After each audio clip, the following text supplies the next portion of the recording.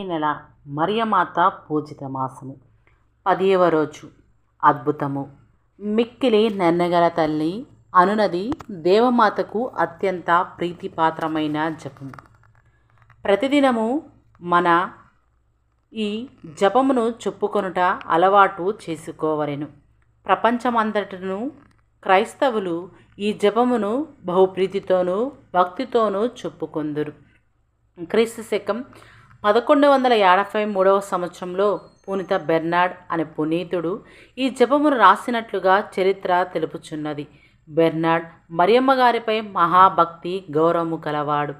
ఆమెకు మిక్కిలి ప్రియమైనవాడు. బెర్నార్డ్ తన చిన్న ప్రాయమునందే ఇహలోక సౌఖ్యములను విడిచి పేదవారికిని సరసాలలో నుండవారికిని సేవలు చేయుటకు దృఢముగా నిశ్చయించుకొనెను.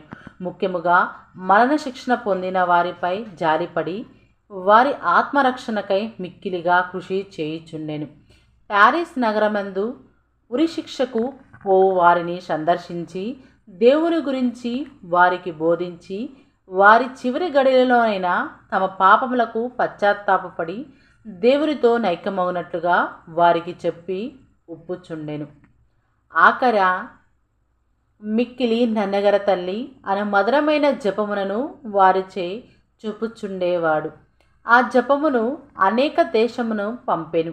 ఆ మధురమైన జప ప్రభావముచే అనేకులు త్రిసభలో చేరి ఒకనాడు బెర్నార్డ్ ఒక ఖైదీని దర్శింపబోయెను. ఆ ఖైదీకి మరణదండన విధింపబడినది. ఇక 2-3 రోజులలో అతడు మరణింపవలేను. అప్పుడు బెర్నార్డ్ ఆ ఖైదీకి దేవుని గురించి పాపము పశ్చాత్తాపము గురించి బోధించి వాని పాప పరిహారమునకై ప్రార్థించి వానిని కూడా దుఃఖముతో ప్రార్థింపమనేను. కానీ ఎన్ని ప్రార్థనలు చెప్పినను పలకలేదు, ఉలకలేదు.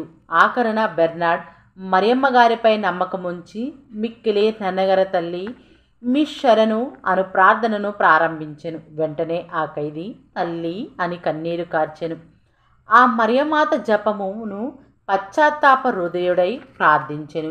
ప్రార్థన ముగిసిన వెంటనే అతడు ఒక గురువును పిలిపించుకొని తన పాపమునకై పశ్చాత్తాపడి మంచి పాప సంకీర్తనము చేసెను. దేవునితో సమాధాన చిత్తుడై ఉరి తీయబడి మంచి మరణమును పొందెను. మిక్కిలి నన్నగర తల్లి అనే మధురమైన జపము ప్రపంచమంతటా మిక్కిలి ఫలవంతముగా జపము వ్యాపించుచుండెను.